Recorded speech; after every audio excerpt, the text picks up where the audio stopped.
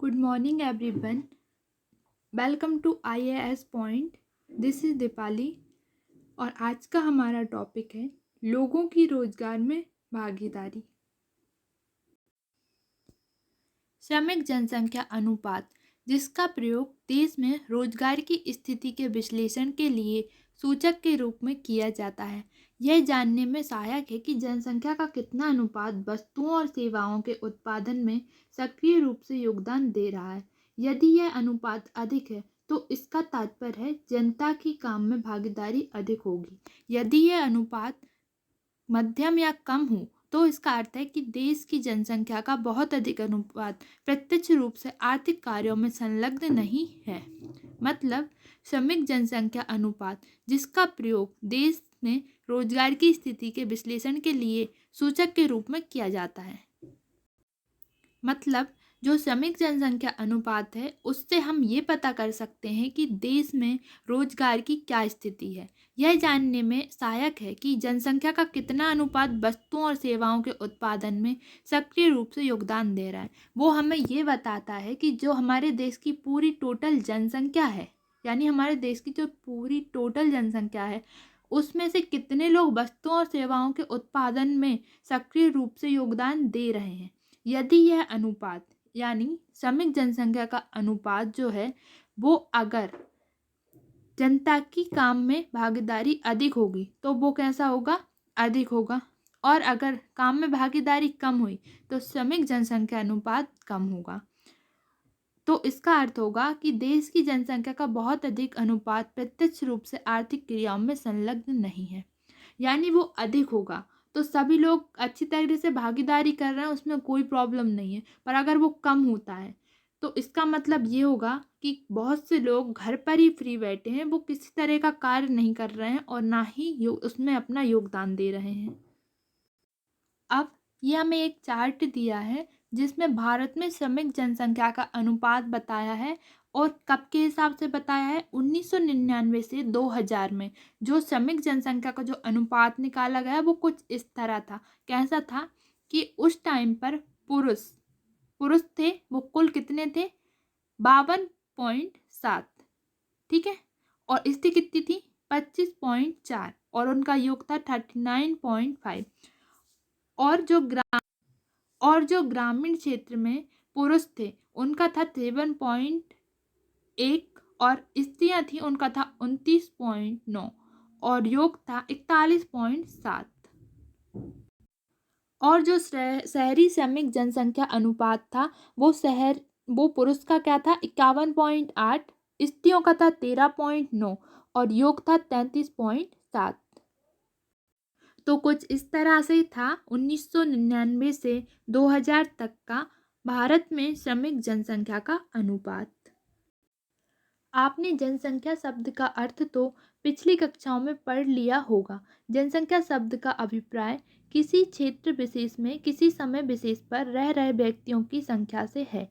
यानी जनसंख्या का अर्थ क्या होता है, किसी क्षेत्र में किसी समय पर कितने लोग रह रहे हैं उसे उस क्षेत्र की जनसंख्या कहते हैं. जैसे एग्जाम्पल ले लेते हैं, जैसे आप जहाँ रह रहे हो, जिस क्षेत्र में आप रहते हो, इस समय पर अगर उस क्षेत्र में 400 लोग रहते हैं तो उस क्षेत्र की जनसंख्या कितनी हुई, 400. या आप जहाँ रह रहे हो अभी उसी समय पर अगर उस क्षेत्र की जनसंख्या जो मतलब लोगों की रहने वाली जो संख्या होती है, अगर वो उस क्षेत्र की संख्या इस समय पर 1 लाख है तो उस क्षेत्र की पूरी जनसंख्या कितनी हो जाएगी, 1 लाख. यानी किसी समय पर किसी क्षेत्र में जितने भी लोग रहते हैं, जन यानी लोग और संख्या यानी उनकी संख्या, यानी कि टोटल लोगों की संख्या को जनसंख्या यानी पॉपुलेशन कहते हैं. यदि भारत के श्रमिक जनसंख्या अनुपात का आकलन करना चाहें तो हमें भारत में कार्य कर रहे सभी श्रमिकों की संख्या को देश की जनसंख्या से भागकर उसे 100 से गुणा करना होगा. इस प्रकार हमें श्रमिक जनसंख्या अनुपात ज्ञात हो जाएगा. अब यदि आपको भारत के श्रमिक जनसंख्या अनुपात का आकलन करना है तो आपको क्या करना होगा, पहले आप क्या करेंगे, भारत में कार्य कर रहे सभी श्रमिकों की संख्या, ठीक है, भारत में कार्य कर रहे सभी श्रमिकों की संख्या लेंगे और उसके बाद आप क्या लेंगे, देश की जनसंख्या, यानी उसके अपॉन में क्या कर देंगे आप, यानी अपॉन यानी उसके भाग में आप करेंगे देश की जनसंख्या, और उसे इनटू यानी उसका गुणा आप कैसे करेंगे, 100 यानी 100 से। ठीक है, तो अगर आपको भारत की श्रमिक जनसंख्या का अनुपात निकालना है तो आप सबसे पहले क्या लेंगे, भारत में कार्य कर रहे सारे श्रमिकों की संख्या उसके बटे यानी अपॉन में देश की कुल जनसंख्या और उसका इनटू यानी गुणा आपसे कैसे करेंगे, 100 से। तो इस प्रकार आप क्या निकाल सकते हैं, श्रमिक जनसंख्या अनुपात निकाल सकते हैं। अब इसमें आगे क्या लिखा है, सारणी 7.1 देखें, जो कि हमने अभी देखी थी, एक बार और देख लेते हैं। ये रही सारणी 7.1, जिससे हमने अभी देखा था 1999 से 2000 की पुरुष स्त्री और उनका योग, कुल कितने हैं, ग्रामीण के कितने हैं और शहरी कितने हैं। तो कुल कितने हैं 39, और ग्रामीण के कितने हो रहे हैं 41.7, और शहरी हो रहे हैं 33.7। ठीक है, come back to the topic. सारणी 7.1 भारत में विभिन्न आर्थिक क्रियाओं में लोगों की भागीदारी के विभिन्न स्तरों को स्पष्ट कर रही है। भारत में प्रत्येक 100 व्यक्ति में से लगभग 40 श्रमिक हैं, यानी भारत में हर 100 व्यक्तियों में से 40 व्यक्ति कौन है, श्रमिक हैं, जो श्रम करते हैं। 39.5 को पूर्ण करते हुए शहरी क्षेत्रों में यह अनुपात 34 है, और वहीं शहरी क्षेत्रों में जो अनुपात है श्रमिकों का वो क्या है, 34 है, जबकि ग्रामीण भारत में यह अनुपात लगभग 42 है। यानी शहर की तुलनाओं में गांव में श्रमिकों की संख्या अधिक है, शहर में 34 है लेकिन ग्रामीण क्षेत्र में कितनी है, 42। ऐसा अंतर क्यों है, अब ये अंतर क्यों है, ग्रामीण क्षेत्रों में उच्च आय के अवसर सीमित हैं, यानी जो ग्रामीण क्षेत्र हैं उनमें जॉब वगैरह सीमित है, यानी कम से कम होती हैं।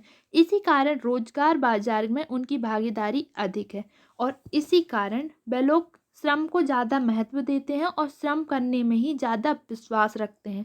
अधिकांश व्यक्ति स्कूल, महाविद्यालय या किसी प्रशिक्षण संस्थान में नहीं जा पाते। गांव के अधिकांश व्यक्ति और अधिकांश बच्चे महाविद्यालय में नहीं जा पाते, ना ही किसी प्रशिक्षण संस्थान में जा पाते, तो वो सीधे काय पे जाते हैं, श्रम पर, उन्हें सीधे डायरेक्ट श्रम ही करना होता है। तो इस तरह से क्या होता है कि गांव में श्रम करने वालों की संख्या अधिक होती है, जबकि शहर में थोड़ी कम होती है, क्योंकि शहर में बहुत से लोग जॉब वगैरह भी करने लगते हैं, और उनमें से यदि कुछ स्कूल या महाविद्यालय या प्रशिक्षण संस्थान में जाते भी हैं तो वे क्या करते हैं, उसे बीच में ही छोड़कर श्रम शक्ति में शामिल हो जाते हैं। यानी वो स्कूल अगर जाते भी हैं तो वो उसे बीच में ही छोड़ के काम में लग जाते हैं। मतलब आपने देखा होगा गांव के एरिया में क्या होता है, अगर कोई बच्चा पढ़ रहा है और अगर उसका मन पढ़ाई में नहीं लगता है तो वो उसे बीच में ही छोड़ के काम करने लगता है, कोई भी रोजगार दुकान खोल लेगा या कुछ भी काम करने लगता है। शहरी क्षेत्रों में एक बड़ा भाग विभिन्न शैक्षिक संस्थाओं में अध्ययन कर सकने में सक्षम है। शहरी जनसमुदाय को रोजगार के भी विविधतापूर्ण अवसर सुलभ हो जाते हैं। वे अपनी शिक्षा और योग्यता के अनुरूप रोजगार की तलाश में रहते हैं, किंतु ग्रामीण क्षेत्र के लोग घर पर नहीं बैठ सकते क्योंकि उनकी आर्थिक दशा उन्हें ऐसा नहीं करने देती। इसका मतलब क्या है कि शहरी क्षेत्र में एक बड़ा भाग विभिन्न शैक्षिक संस्थाओं में अध्ययन कर सकने में सक्षम है। शहर के जो लोग होते हैं उनमें ज़्यादातर लोग शैक्षिक संस्थाओं में अध्ययन करने के लिए सक्षम होते हैं क्योंकि उनके पास उतना धन होता है। शहरी जनसमुदाय को रोजगार के भी विविधतापूर्ण अवसर सुलभ हो जाते हैं। शहर के जो लोग होते हैं उन्हें रोजगार के भी काफ़ी अवसर मिलते हैं। वे अपनी शिक्षा और योग्यता के अनुरूप रोजगार की तलाश में रहते हैं। उन्होंने जितनी पढ़ाई की है और उनकी अंदर जितनी योग्यता है उसके लिए वे जॉब ढूंढते हैं। अगर उन्हें जॉब नहीं भी मिलती तो वो बैठ सकते हैं जॉब के लिए, यानी जॉब की तलाश में बैठे रह सकते हैं। लेकिन गांव के लोग ऐसे नहीं होते। गांव के लोगों को पैसों की ज़्यादा ज़रूरत होती है, वो नौकरी के लिए बैठ नहीं सकते, इसलिए वो सीधे श्रम करते हैं। उनकी आर्थिक दशा इतनी अच्छी नहीं होती है कि वह घर पर बैठे रहें, वो श्रम करना शुरू कर देते हैं। आगे शहरी और ग्रामीण दोनों ही वर्गों में पुरुषों की श्रम शक्ति भागीदारी महिलाओं की तुलना में अधिक है। शहरी क्षेत्रों में तो पुरुष और महिला भागीदारी का अंतर बहुत ही बड़ा है, केवल 14%। शहरी महिलाएं ही किसी आर्थिक कार्य में व्यस्त दिखाई दे रही हैं, किंतु ग्रामीण क्षेत्रों की महिलाओं की रोजगार बाजार में भागीदारी 30% आकी गई। महिलाएं सामान्य और विशेष रूप से शहरों में काम क्यों नहीं कर रही, ये क्वेश्चन उठ रहा है। तो इसका मतलब क्या है कि शहर और गांव दोनों में ही जो श्रम शक्ति है उसमें ज़्यादा भागीदारी पता है किसकी है? पुरुषों की है। महिलाओं की तुलना में अधिक है किसकी? पुरुषों की। शहरी क्षेत्रों में तो पुरुष और महिला भागीदारी का अंतर बहुत ही बड़ा है। वो कितना है कि शहर में महिलाओं की भागीदारी सिर्फ 14% है, जबकि गांव में तो फिर भी 30% आकी गई है। तो गांव और शहर की महिलाओं की जो भागीदारी है वो एक सी क्यों नहीं है? महिलाएं समान और विशेष रूप से शहरों में काम क्यों नहीं कर रही, ये सवाल उठता है। तो जब इस सवाल का आंसर पता लगाया गया, मतलब जब क्वेश्चन आया मन में, अब क्वेश्चन का आंसर तो पता लगाएंगे ना। तो जब क्वेश्चन का आंसर पता लगाया तो ये बात देखने में आई है कि जहाँ कहीं भी पुरुष पर्याप्त रूप से उच्च आय अर्जित करने में सफल रहते हैं, परिवार की महिलाओं को घर से बाहर रोजगार प्राप्त करने से प्रायः निरुत्साहित किया जाता है। यानी क्या होता है ना कि जिस भी घर में पुरुष पर्याप्त रूप से उच्च आय अर्जित करने में सफल रहते हैं, यानी जिस घर के पुरुष अच्छी तरह से आय मतलब कमा सकते हैं पैसे को, उस घर से महिलाओं को रोजगार के लिए बाहर नहीं जाने दिया जाता और उन्हें ना ही उत्साहित किया जाता, बल्कि उन्हें निरुत्साहित किया जाता। उनसे बोला जाता है घर में रहो और घर का काम करो। यही आंसर है। आगे हमने पहले भी कहा है कि महिलाओं द्वारा परिवार के लिए किए गए अनेक कार्यों को आर्थिक या उत्पादन कार्य ही नहीं माना जाता। कार्य या रोजगार की यह संकीर्ण परिभाषा देश में महिला वर्ग की श्रमबल में भागीदारी को नहीं मानती तथा इसलिए देश में महिला श्रमिकों की संख्या को कम आंका जाता है। मतलब हमने पहले भी कहा है कि महिलाओं द्वारा परिवार के लिए किए गए, महिलाएं जो परिवार के लिए कार्य करती हैं, मतलब जो महिलाएं होती हैं वो सुबह से शाम तक अपने परिवार के लिए जो भी कार्य करती हैं उस कार्य को आर्थिक या उत्पादन कार्य नहीं माना जाता।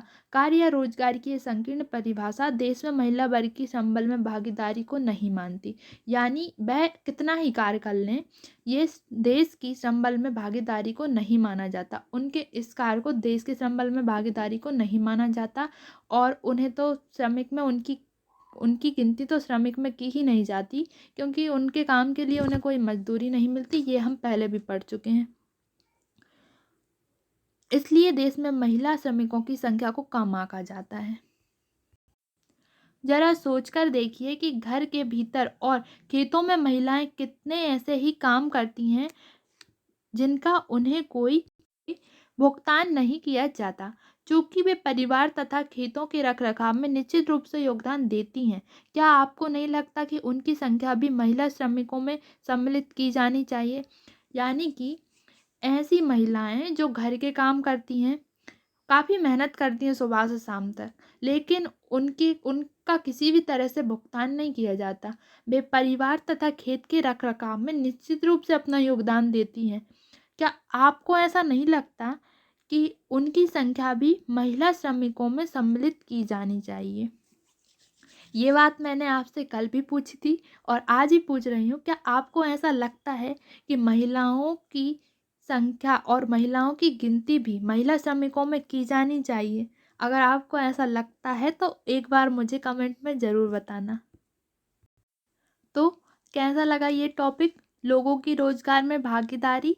ये टॉपिक ख़त्म हो गया है। अब हम पढ़ते हैं नेक्स्ट टॉपिक, स्वनियोजित तथा भाड़े के श्रमिक। इसमें हमें पता चलेगा कि स्वनियोजित तथा भाड़े के श्रमिक क्या होते हैं। तो शुरू करते हैं। स्वनियोजित या भाड़े के श्रमिक। तो स्वनियोजित का मतलब क्या होता है और भाड़े के श्रमिक का मतलब क्या होता है? तो स्वनियोजित का मतलब होता है जो खुद संचालक होता है। जैसे कि आपके पास एक खेत है और उस ज़मीन के मालिक कौन है? आप हैं। तो आप क्या हुए, स्वनियोजित हुए, और आपने उस खेत में काम करने के लिए कुछ मजदूरों को रखा है, ठीक है, क्योंकि आपको उनकी हेल्प की ज़रूरत पड़ती है। तो वो काय पे आए हैं, भाड़े पे लाए हो ना आप उन्हें, उन्हें आप पैसे दोगे, तो वो हो गए भाड़े के श्रमिक, ठीक है।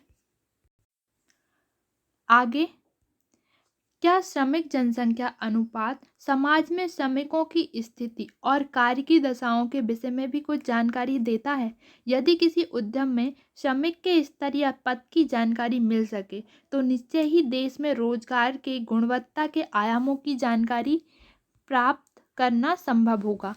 इससे हम यह भी जान सकेंगे कि श्रमिक का अपने काम से कितना लगाव है और अपने सहकर्मियों तथा उद्यम के प्रति उसके क्या अधिकार हैं। आइए निर्माण उद्योग के 3 कर्मियों की तुलना करें। एक सीमेंट की दुकान का स्वामी है, दूसरा निर्माण मजदूर है, तो तीसरा निर्माण करने वाली कंपनी का एक सिविल इंजीनियर है। इन तीनों के पद अथवा प्रतिष्ठा में अंतर है, जिन्हें विभिन्न नामों से भी संबोधित किया जाता है। जो अपने उद्यम के स्वामी और संचालक हैं, उन्हें स्वनियोजित कहा जाता है। इस प्रकार सीमेंट की दुकान का स्वामी,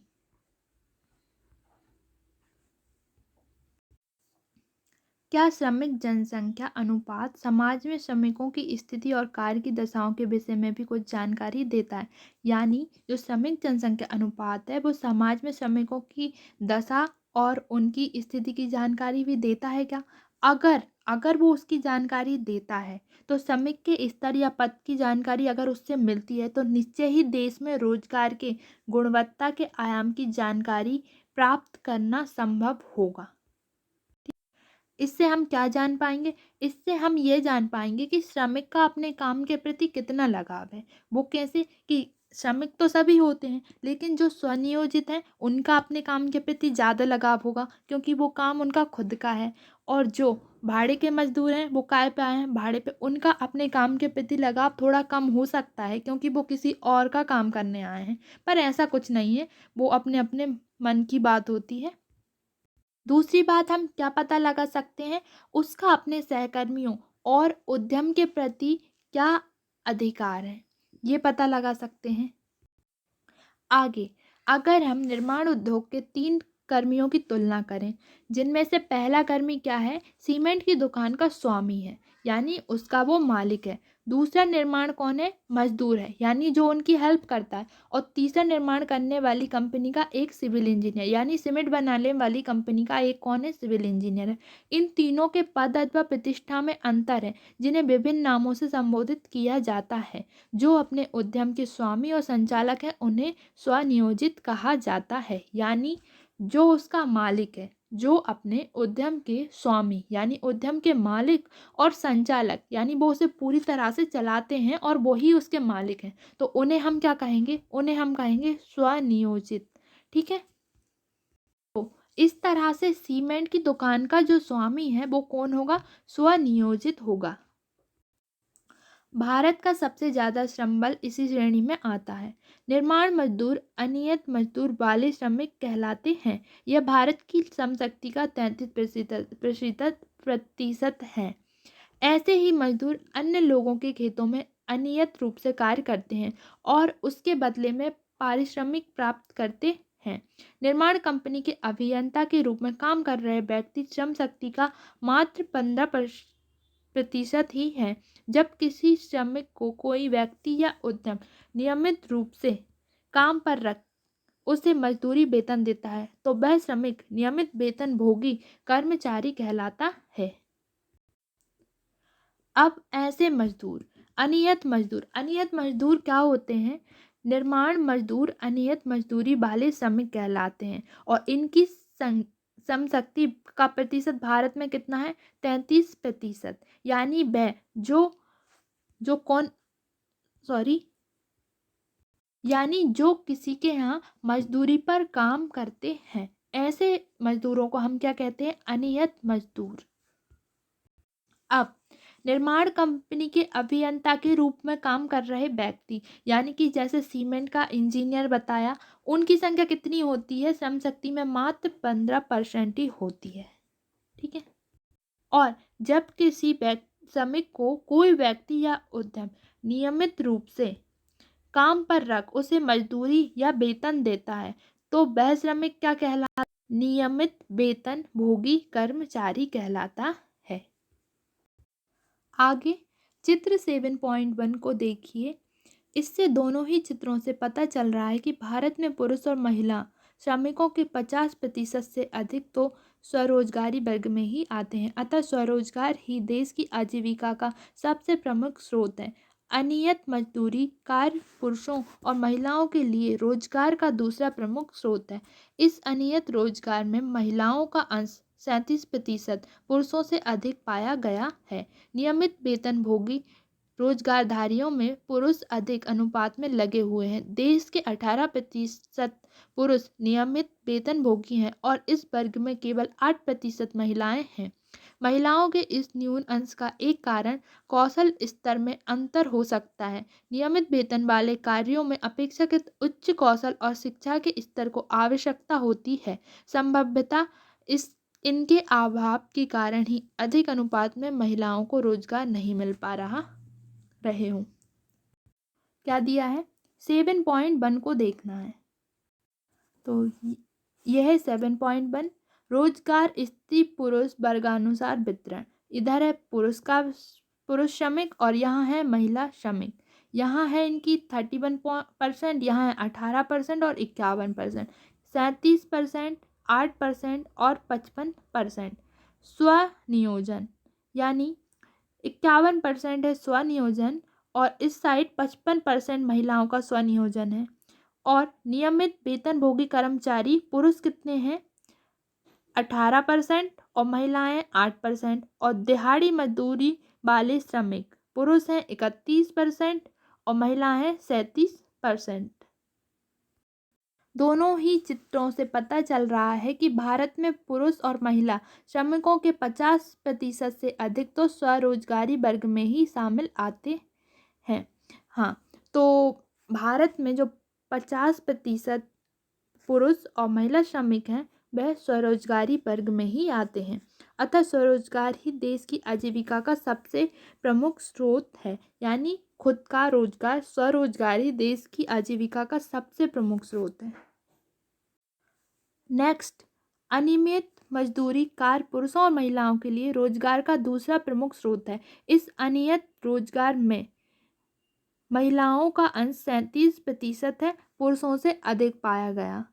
यानी अनियत मजदूरी जो है उसमें महिलाओं का अंश कितना है? 37%, जो कि पुरुषों से अधिक पाया गया। चलिए, कहीं तो महिलाएं आगे बढ़ी। नेक्स्ट, नियमित वेतनभोगी रोजगारधारियों में पुरुष अधिक अनुपात में लगे हुए हैं। देश के 18% पुरुष नियमित वेतनभोगी हैं और इस वर्ग में केवल 8% महिलाएं हैं। अब इसमें नियमित वेतनभोगी रोजगारधारियों में पुरुषों की संख्या का अनुपात कितना है? 18 और महिलाओं की संख्या का है 8%। और महिलाओं की संख्या कम क्यों है? इसका कारण बताया जा रहा है कौशल स्तर में अंतर हो सकता है। नियमित वेतन वाले कार्यों में अपेक्षाकृत उच्च कौशल की संख्या अधिक है। गांवों में अधिकांश ग्रामीण जमीन के टुकड़ों पर निर्भर हैं। यानी गांवों में अधिकांश ग्रामीण अपनी जमीन के टुकड़ों पर निर्भर हैं जो स्वतंत्र रूप से खेती करते हैं। अतः स्वनियोजन में उनकी भागीदारी अधिक है। यानी सबसे अधिक जो रोजगार का साधन है वो क्या है? स्वरोजगार, यानी अपना खुद का। जिनके पास अपनी खुद की ज़मीन होती है वो उस पर काम करते हैं और अपने खुद का रोजगार और स्वनियोजन में उनकी भागीदारी भी अधिक है।